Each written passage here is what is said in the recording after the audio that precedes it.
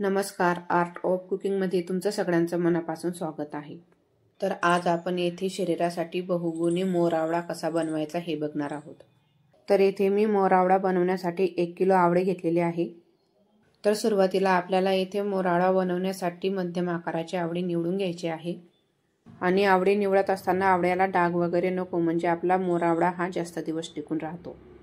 माझ्या घराच्या समोरच आवळ्याचं झाड आहे, पण त्याला आवळे खूप कमी येतात। तर त्यातीलच चांगले आवळे निवडून मी येथे घेतलेले आहे।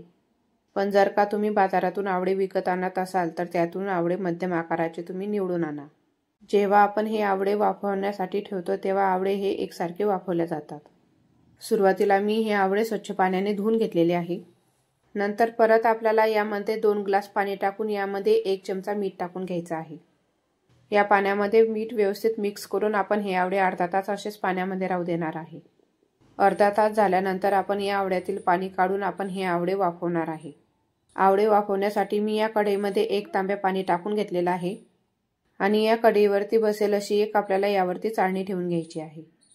पाण्याला चांगली वाफ आल्यानंतर या चाळणीमध्ये आपल्याला आवळे ठेवून घ्यायचे आहे।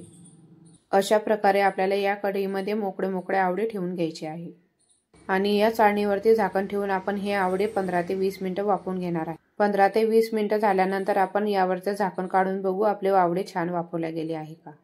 आवळे छान वाफवले गेल्यानंतर या आवळ्यावरची साल सुद्धा निघते। आवळे छान वाफवले गेल्यानंतर आवळ्यांच्या पाकळ्या सुद्धा छान मोकळ्या होतात। अशा प्रकारे आवळ्यांच्या पाकळ्या छान मोकळ्या झाल्या म्हणजे आपले आवळे छान वाफवले गेले आहे। आता हे आवळे छान नरम झालेले आहे। आता आपण गॅस बंद करून हे आवळे बाजूला ठेवून देऊ।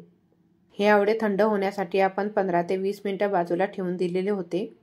आवळे थंड झाल्यानंतर आपल्याला अशा प्रकारच्या चमच्याच्या साहाय्याने याला छिद्र करून घ्यायचं आहे, किंवा टूथपिनने किंवा सुरीच्या साहाय्याने सुद्धा तुम्ही या आवळ्याला छोटे छोटे छिद्र करून घेऊ शकता। पण तुम्ही अशा चमच्याच्या साहाय्याने जर का आवळ्याला छिद्र करून घेतलं तर आपलं काम करायला सोपं होते। या सर्व आवळ्यांना आपण छिद्र करून घेतल्यामुळे यामध्ये गुळाचा पाक छान मुरला जातो। सुरुवातीला आपल्याला हलकीशी कढई गरम करून यामध्ये आवळे टाकून घ्यायचे आहे। 1 किलो आवळ्यांचा मोर आवळा बनवण्यासाठी आपल्याला साधारणतः इथे 800 ग्रॅम गूळ वापरायचा आहे। तर बराच वेळ आपण मोर आवळ्यामध्ये गूळ वापरल्यामुळे मोर आवळा हा थोडा घट्ट होतो किंवा काळपट पडतो। तर मोर आवळा हा थोडा काळा पडायला नको म्हणून आपण यामध्ये 100 ग्रॅम साखरचा वापर करणार आहे। तर यामध्ये आपण एक्स्ट्राची 100 ग्रॅम साखर टाकली आहे, तर यातील आपण 100 ग्रॅम हा गूळ काढून घेणार आहे। म्हणजे आपण 1 किलो मोर आवळा बनवण्यासाठी 700 ग्रॅम गूळ घेतलेला आहे आणि 100 ग्रॅम साखर घेतलेली आहे। आणि जर का तुम्हाला यामध्ये साखरेचा वापर करायचा नसेल तर तुम्हाला यामध्ये 800 ग्रॅम गूळ घ्यावा लागेल। सुरुवातीला गॅस कमी करून आपल्याला हे व्यवस्थित मिक्स करून घ्यायचं आहे। तर यामध्ये आपल्याला पाण्याचा अजिबात वापर करायचा नाही। मंद आचेवरती आपण हे 5 ते 6 मिनिटं वाफवून घेतल्यानंतर गुळाचं पाणी तयार होते। तर हे मिश्रण आपल्याला सारखं हलवत राहायचं आहे, नाहीतर हे आवळे कढईला चिटकू शकतात। तर आपण सुरुवातीला आवळ्यांना छिद्र करून घेतलेला आहे, तर गुळाचा रस हा पूर्ण आवळ्यामध्ये मुरला जातो आहे। आता आपण यावर झाकण ठेवून साधारणतः अर्धा तास आपण हे शिजवून घेणार आहे। जरी आपण हे आवळे अर्धा तास शिजवून घेणार आहे तरी सुद्धा आपल्याला हे आवळे अधूनमधून हलवून घ्यायचे आहे।